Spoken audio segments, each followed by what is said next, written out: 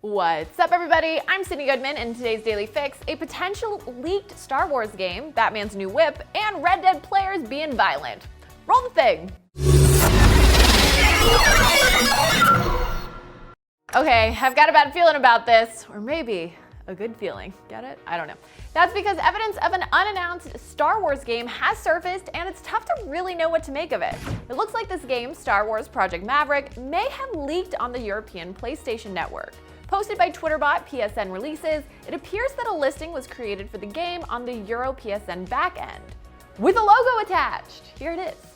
And this is the only visual reference we have for this game that we've never heard of. The Star Wars Maverick listing won't appear on the public PSN store, but bots like PSN Releases can scrape together info and details in these hidden listings. A good example of this? The Resident Evil 3 remake. Details of that project leaked much in the same way before the project's announcement. So what are the odds that Star Wars Maverick will be officially announced? Never tell me the odds. Anyway, back to that logo. Here's what's in it. A Star Destroyer in the background with what looks like some X-Wings racing toward it as foils locked in attack position. The X-Wings and the Star Destroyer kind of make us think this could be a starfighter dogfighting game, but to be clear, that is a knee-jerk reaction to a single image for a game that hasn't been announced yet. So take this with a grain of, what's that called again? Salt. Anyway, a dogfighting game could be insanely cool, even though you can do that in Battlefront 2, but Battlefront 2 also has lightsaber fighting, and we still got Jedi Fallen Order to give us a more focused experience with it. What do you think of this? I gotta get me one of those.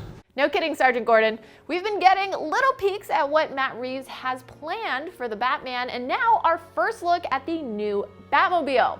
It was Reeves himself who dropped the first photos of Batman's sick new ride on Twitter. A different look from Christopher Nolan's Tumblr or Zack Snyder's version of the Batmobile at first glance.